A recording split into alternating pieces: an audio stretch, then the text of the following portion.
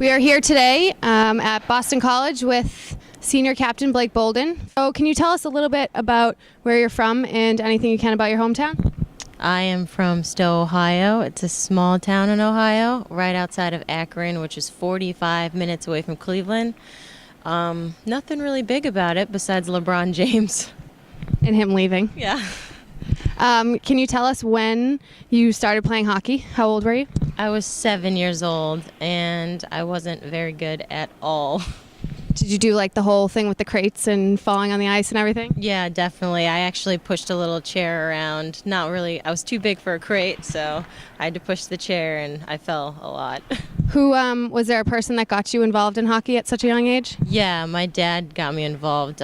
He worked part-time for this IHL team in Cleveland. They're called the Cleveland Lumberjacks.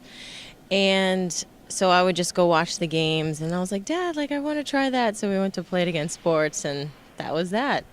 Do you consider him your biggest influence in hockey? Yes, definitely. That and my mother. Great. Can you walk us through the recruiting process a little bit and why you decided to come to BC? It's just kind of funny. I just remember freshman year, BC was at Lake Placid for their Frozen Four, and I saw them, and I was just like, I just want to go there. They're playing Minnesota, Duluth, and they went to 4 overtimes, and I just said to myself, that's where I want to go. I want to help build a program. So can you talk about the coaching staff here at BC, and if there's one word to describe Coach Crowley, what would it be? Oh, wow. That's tough. My coaching staff here is awesome. We have a lot of fun. They're very good supporters. One word to describe Coach Crowley. That's funny you call her Crowley. We just call her Kinger. Just inspirational. Great. Okay. And so you've been in the national pool since you were 14 years old. And what are you now, 20, 21? 21, yeah. So how have you kept that competitive spirit and consistency alive for so many years? I just love the game. That's all it is to it. You love the game. You come out. Every time you lace up your skates, you just want to play your heart out for your team, whether it's for USA or for Boston College. I just want to represent my team well. And speaking of USA, you won 2 gold medals on the U18 national team. What was that like? It was awesome. It was the first ever U18 national team and the second, so it was just kind of like a milestone. I was really proud of, just USA Hockey in general, making this team for young girls, and, it's not all about the guys anymore. So it was just a really good feeling to win 2 gold medals for my country. And this year you were named team captain. And how did that make you feel knowing that your team and your coaching staff thought of you as a leader? It was a good thing. I just try to lead by example.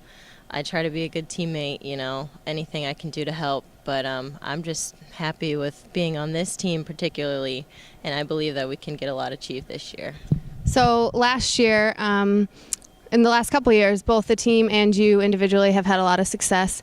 What was it like last year when you found out you were a finalist for the Patty Kazmaier Award? I was actually shocked. I had no idea that I was a finalist until someone told me.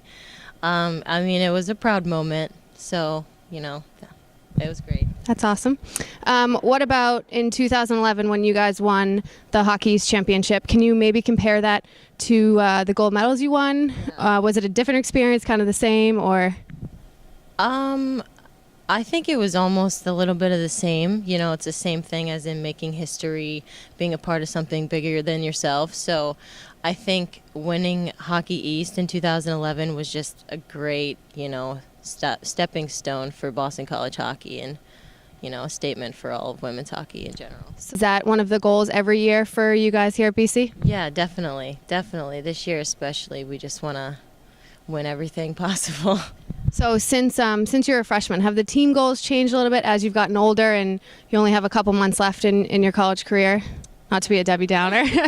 Yeah, that's a little sad, but the team goals since my freshman year, I didn't really have any goals or any, thing to look into when I was a freshman, and we weren't very good. I think we were even under 500.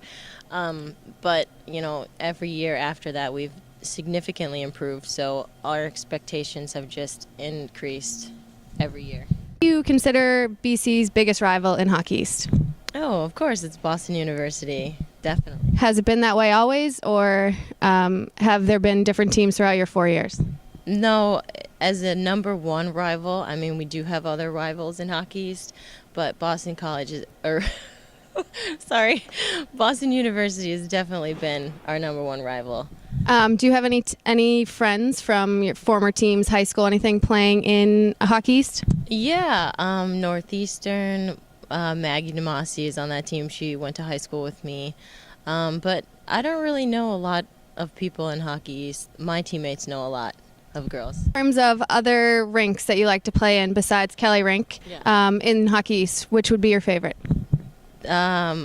Walter Brown, is it, at BU? That's definitely a rink that gets us pumped up just because it's Boston University. It's a huge rivalry. Their band is just loud, and it just gets us all going. It's a good atmosphere. Now, what about school? What's your major here at BC? I'm a double major in psych and human development.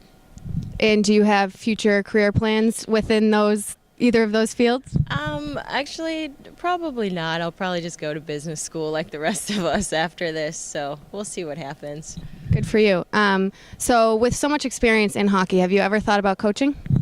No, I haven't. I don't know if I could coach. I don't know. Because you just want to be out on the ice so bad? I would just be like, oh, don't do it. I could do it.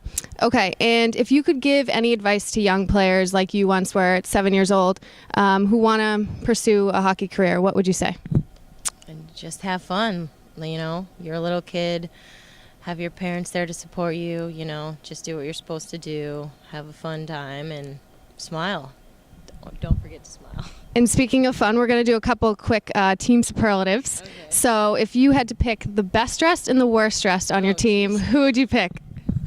Well, my teammates definitely want me, are expecting me to say that I'm the best dressed. But here lately, I would say Megan Manjean's been pretty good in her best dressed category. We have a pig, so every home game we dress up and we give the best dressed pig to the person who's best dressed that game. So. What about worst dressed? Oh, I don't know about that one. I don't know. I would definitely not want to answer that question. Good answer. What about most likely to succeed? This is like serious middle school superlative yearbook questions right here. Like just who's going to be the best in life. I think a lot of girls have some great possibilities, but the person who's dinging in my mind right now is Libby.